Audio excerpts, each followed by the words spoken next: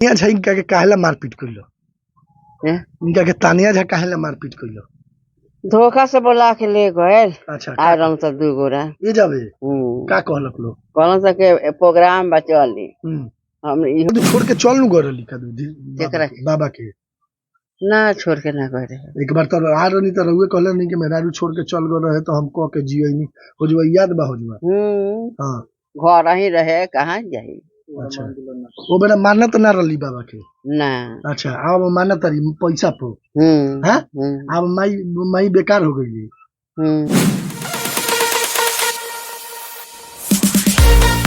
बैठ के घूमते थे और ये बैटरी देखिए ये सब कुछ रूम इनका था। काफी गरीबी स्थिति में ये थे लेकिन इनको नहीं पता था कि जो सोशल मीडिया में इतना चमक जाएंगे कि इनको यहाँ से मतलब जो है जाना पड़ेगा। और यह स्थान है देखिए ये लोग मतलब इनके पिताजी का सपना था कि यह स्थान बने और बाबा फिलहाल में वहां चले गए हैं यूपी। उनको शायद कोई फिल्म में काम मिला हुआ है। तो आप लोग जो भी लोग इस वीडियो को देख रहे हैं तो दूर दूर से मत आइएगा क्योंकि अब बाबा वहीं पे रहते हैं। उनकी माँ है मेरे सामने, उनकी मम्मी है, उनसे बातचीत करते हैं कि आखिर बाबा कब चले गए और कहाँ चले गए और कब तक आएंगे। क्योंकि तमाम ऐसे बड़े बड़े मीडिया वाले लोग आके घूम जाते हैं। उनको लगता है कि बाबा आए हैं लेकिन बाबा फिलहाल में यहाँ अब रहते नहीं है। उन्हीं का यह स्थान है और उनकी माता जी है। चाची कहाँ चल गए बाबा? बाबा अब एजा नहीं खन रहत ना। कहाँ बने? अब जहाँ चल जास माने कहाँ गइल बनी वहाँ के? पटना तो अब वही जगह रहत नहीं। फिल्म उलिम कद बनावत नहीं हां?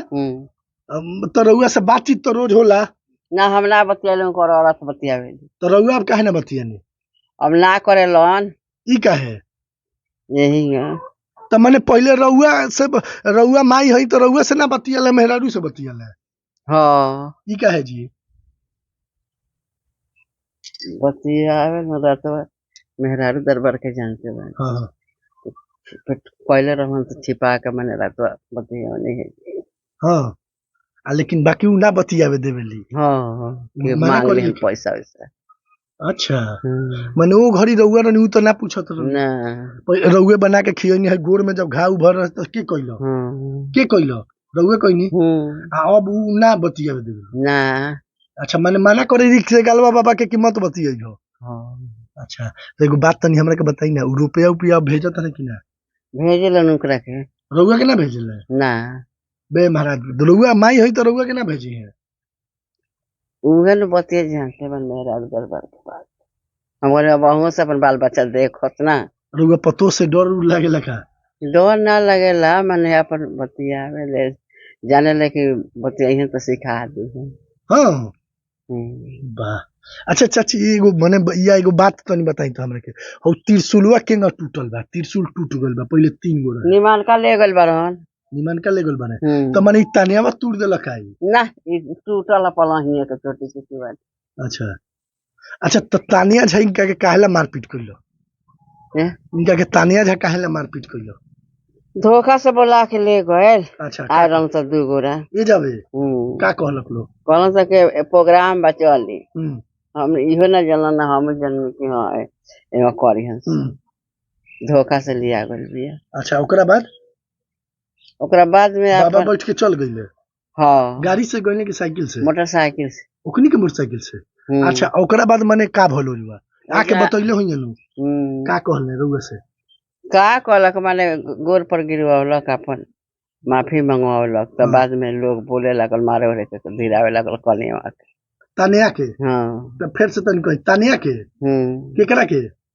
धुरंधर के। तो माने के धीरावे लगल तानिया झा ना अगल बगल के लोग ता के मरलक उनके के? अरे मरलक केहू ना उहे माने कहलक चिपकावलक तानिया झा। हां त के जो रहे त कह कि दुर्गाश के माला बा तो ओकरा बहुत महापाप पड़ी। अरे बताई रउओ के गाड़ी दे देले रही तानिया झा बैक मार ई टाइप के जाय दी गरे वाला तो छोरी बताई रउआ बूढ़ आदमी बने हैं। अच्छा तनी एगो बात बताई तो पहले बाबा अपने मेहरारू के नाम मानत रहले का? ना मानत रहे ना रहल त गोरवा केहू नहीं के निमना में सब कोई एथी करेला जब एथी हो जाला तो मेहरारू एथी कर देवेली सब माई करेले। अच्छा अब अपन बर्तन सर्तन जी के रहला तो सब ले गल बिया। अच्छा अपन वही तक किया बेटी के बियाह शादी के बाटे तो अपन लोग अच्छा तो एगो बात बताई बेटी उनकर कय गो बेटा दुरेंद्र दू गो एगो बाहरा बा एगो ई बा। अच्छा 2 गो बेटा और आ बेटी कय गो दू गो बेटी तो दोनों बेटी के बियाह हो गइल बा ना एको के एगो नहीं हती चुकी बिया आ एगो के माने बात विचार चलल बाटे होई। अच्छा तो कदू इनकर मेहरारू कदू छोड़ के चल नु गरली कदू केकरा बाबा के ना छोड़ के ना करे। एक बार तो आ रही तो रहुए कहले नहीं कि मेहरारू छोड़ के चल गए रहे तो हम कह के जियनी हो जुआ याद बा हो जुआ हां घर ही रहे कहाँ जाई। अच्छा वो बेरा मानत ना रली बाबा के ना अच्छा अब मानत रही पैसा पर हैं अब माई बेकार हो गई तो रहुआ के आए लोग दिन तो नुका के पैसा देले कि ना 1500 दौलन हमार मोबाइल ले गइल ना ई एथियाला देलन से जन लिया गइल तो 1500 देलन से 1500 रुपए के देलन आई मोबाइल देलन से तन मोबाइलवा दिखाई तन देखिए ई माता जी को मतलब वो लोग माना और 1500 रुपया भी दिया और मोबाइल भी दिया ना माता ना मोबाइलिया पैसे देलक लो तो मोबाइलिया बेटवा किन लेगा पैसे देलक लोग 1500 रुपया देखिए दिखाई तन तेगलवा बाबा जहाँ पे काम कर रहे हैं अभी यूपी में काम कर रहे हैं वो तो वहां से 1500 रुपया मिला तो ये बताइए मतारी के लिए पहुंचावे जी ने अच्छा तो फिर कब गई